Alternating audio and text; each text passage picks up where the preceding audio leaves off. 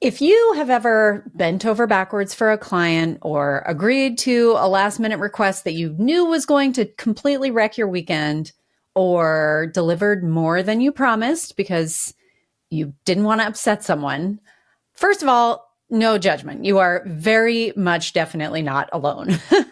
I think most photographers, myself included, struggle with boundaries at least at some point in their business.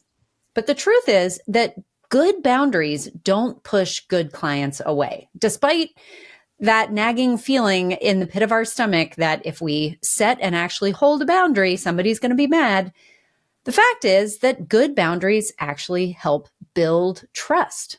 So in this episode, I want to help you see how boundaries can support your brand, protect your energy, and actually enhance your client experience. Because once you actually believe those, it's going to make a big difference, not just for your clients, but for you as well. Welcome to This Can't Be That Hard. My name is Anami Tonkin, and I help photographers run profitable, sustainable businesses that they love. Each week on the podcast, I cover simple, actionable strategies and systems that photographers at every level of experience can use to earn more money in a more sustainable way. Running a photography business doesn't have to be that hard. You can do it, and I can show you how.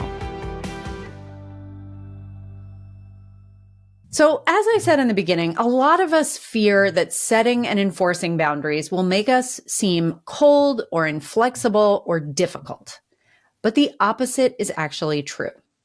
Think about the various luxury brands that are out there in the world, right? Do they negotiate on prices? Do they accept walk-ins without notice? Are they just kind of out there making deals and helping people in whatever way those people say that they want help?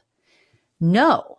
Even though many luxury brands create an incredible, very luxurious experience for their clients, they do so in a very strategic, specific way. And when you start trying to push those boundaries, they're usually very, very firm about this is how we run our business because this is how we create this experience that people are paying so much for. And people respect that.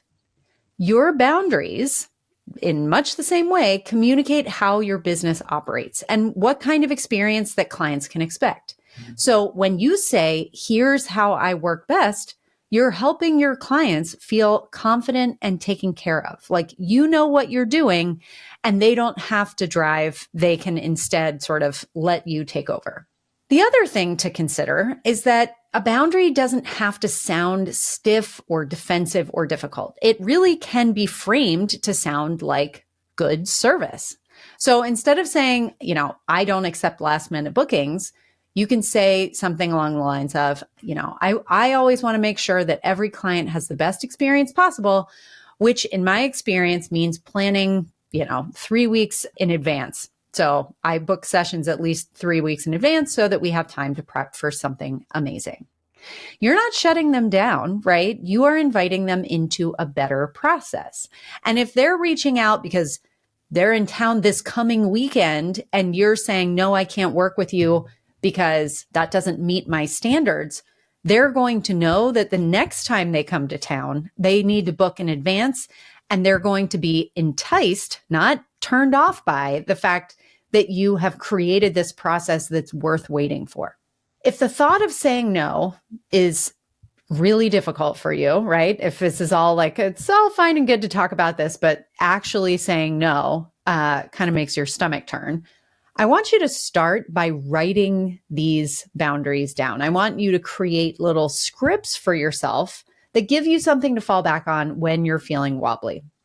And when you put boundaries into your systems, right, like your autoresponders, your pricing guides, and the welcome emails that you send, it stops feeling like something that you have to enforce. You're allowing your systems to do the work for you, right? And that then just becomes how you do business. So if you are constantly needing to reinforce the same boundary, probably that means that it needs to be communicated earlier in your process. It needs to be put into more of your auto emails that you send out or the client education that you do. it's a good signal that there is some breakdown in communication along the lines. The last thing that I want to talk about is the fact that boundaries, when put in place and held to, really do protect your creativity, which keeps the work that you're doing fresh. It makes it as good as it can be. The fact of the matter is that burnout isn't just about being too busy. It's often about giving away your energy in ways that don't feel fair to you. So if you are constantly over delivering and maybe not getting thanked for it because nobody even really realizes that you're over delivering, you're just kind of coloring outside the margins of your own boundaries, and your family is paying the price, you are paying the price, your ability to sleep is paying the price. Every time that you say yes when you really should be saying no, you are chipping away at your capacity to show up fully for your clients. And your best work happens when you feel respected, prepared, well rested, supported, well paid, all of those things, right? That's what boundaries make possible. So if you have been worried that saying no or setting and holding a boundary will make you look like a diva, I want you to remember that boundaries really aren't about being difficult. They are about creating clarity, and clarity builds trust. So protect your energy, honor your process, and give your clients the best of you, not what's left of you. That's it for this week's episode of This Can't Be That Hard. I'll be back same time, same place next week.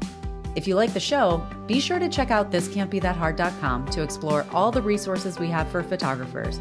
And of course, it would mean the world to me if you would leave a review of the show on iTunes or Spotify. As always, thanks so much for joining me. I hope you have a fantastic week.